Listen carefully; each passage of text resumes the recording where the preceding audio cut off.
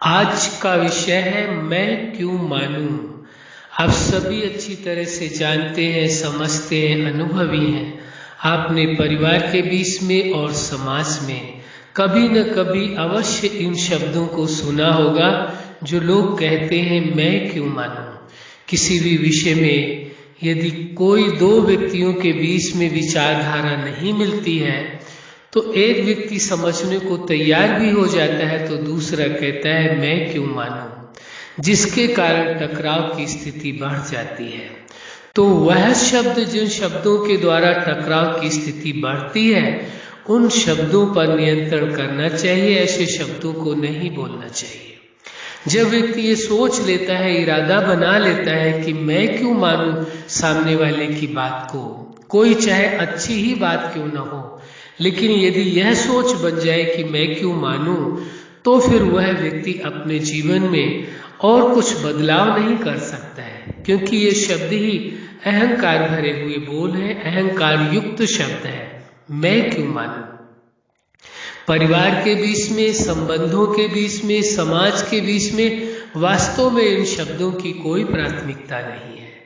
आपसी टकराव को बढ़ाने के ये शब्द कारण बन जाते हैं। आपसी टकराव इन्हीं कारणों से और बढ़ता चला जाता है जब एक व्यक्ति समझने को तैयार हो जाता है, किसी विषय में मानने को तैयार हो जाता है, लेकिन दूसरा कहता है मैं क्यों मानूं। जब ऐसी स्थिति आ जाती है तो उन्हों के आपस के बीच का जो समझौता है, जो आपस के बीच का संबंध है, आपसी जो प्रेम है वो टूट जाता है।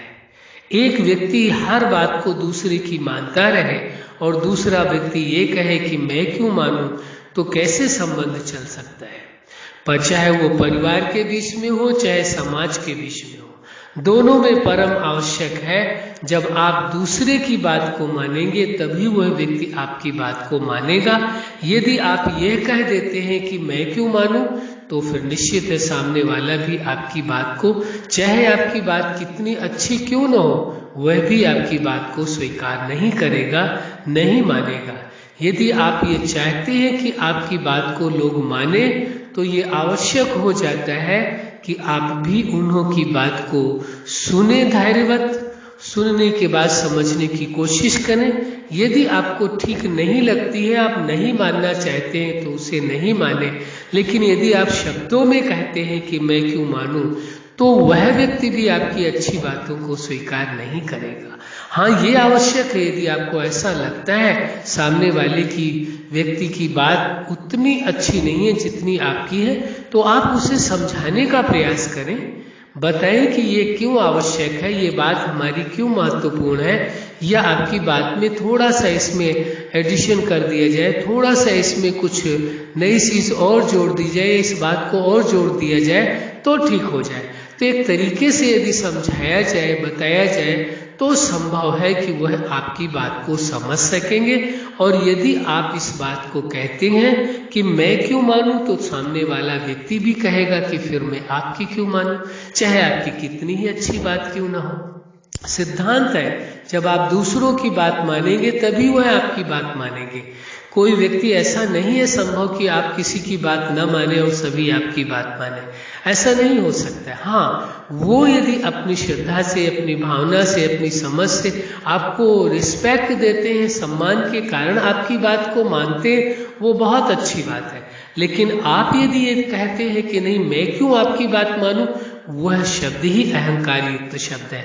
वह शब्द ही संबंधों के बीच में टकराव पैदा करने वाला है, संबंधों के बीच में कटुता पैदा करने वाला है, संबंधों को खराब करने वाला है। इसलिए वह शब्दों का इस्तेमाल जो संबंधों को खराब कर दे, उनके बीच में कटुता पैदा कर दे, संबंधों को ही तोड़ दे, उन शब्दों का इस्तेमाल आवश्यक नहीं है। क्योंकि सबसे ज्यादा महत्व आपको स्वयं को, अपने जीवन को देना है और दूसरा संबंधों को देना है। तो संबंध में इन शब्दों का यदि प्रयोग किया जाए कि मैं क्यों मानूं तो फिर निश्चित है उस रिश्ते में टकराव की स्थिति अवश्य बनती है।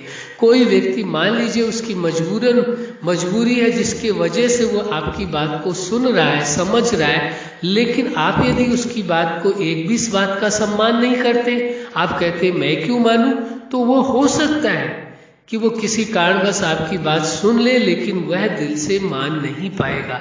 जब वो पूरी तरह से पूरे मनोभाव से मान ही नहीं पाएगा तो वो जो आपकी समझ है उसका वो उपयोग कैसे कर पाएगा, तो उसका भी कोई फायदा नहीं होगा। इसलिए ये आवश्यक हो जाता है, यदि व्यक्ति यह अपने लिए सोचे कि मैं क्यों मानूं, तो ये भी सोच करके चलना चाहिए कि फिर दूसरे को समझ देने की आवश्यकता नहीं है, वह व्यक्ति भी आपकी बात फिर क्यों माने। यदि आप नहीं मानना चाहते हैं तो वो भी नहीं मानेगा। ये सिद्धांत स्पष्ट है। यदि आप अपनी बात किसी को मनवाना चाहते हैं, कोई बात अपनी समझाना चाहते हैं, तो आपको दूसरों की बातें भी समझनी पड़ेंगी, माननी पड़ेंगी। यदि आप नहीं समझना चाहते हैं, नहीं मानना चाहते, तो निश्चित है उस संबंध के बीच में ऐसे शब्दों का प्रयोग केवल टकराव को ही बढ़ावा देता है कि मैं क्यों मानूं। तो सामने वाला समझेगा कि मैं कोई बुद्धू थोड़े हूं, मैं भी तो समझदार हूं, मैं क्यों मानूं आपकी बात।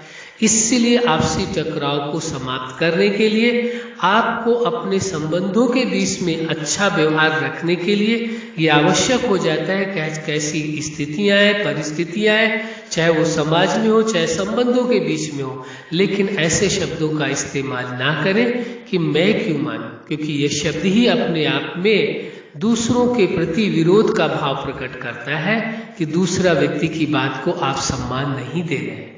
इसलिए यदि आप सामने वाले की बातों का सम्मान देंगे, करना न करना अलग विषय है, लेकिन कम से कम उसकी बातों का सम्मान देंगे, तो अवश्य वह आपकी बात को समझने की कोशिश करेंगे। फिर ये प्रश्न ही नहीं उठेगा कि मैं क्यों मानूं। ये शब्द ही वास्तव में अपने आप में ठीक नहीं है। यदि ऐसा आपको स्वीकार करना पड़ रहा है, बोलना पड़ रहा है, तो वास्तव में उस संबंध के बीच में कटुता की पूरी गुंजाइश है। अच्छा, आप अपने जीवन के हर क्षेत्र में सफल रहे, आज का विषय है मैं क्यों मानूं। आप अपने संबंधों के बीच में और समाज के बीच में बेहतर ढंग से संबंध स्थापित कर सके और उन्हों के साथ सुखपूर्वक, प्रेमपूर्वक, आनंदपूर्वक अपना संबंध रखें और आपके जीवन में खुशियां हो, प्रेम हो, सुख हो, आनंद हो, यही हमारी हार्दिक शुभकामना है। सदा खुश रहे, मुस्कुराते रहे। धन्यवाद।